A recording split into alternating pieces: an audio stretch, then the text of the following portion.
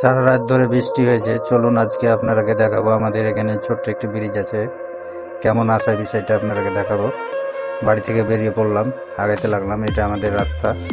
রাস্তা অনেক ভেঙে গেছে, চারিদিকের পানি রাস্তার উপর দিয়ে যাওয়ার জন্য কাদা হয়ে গেছে, দেখতে পাচ্ছেন আপনারা।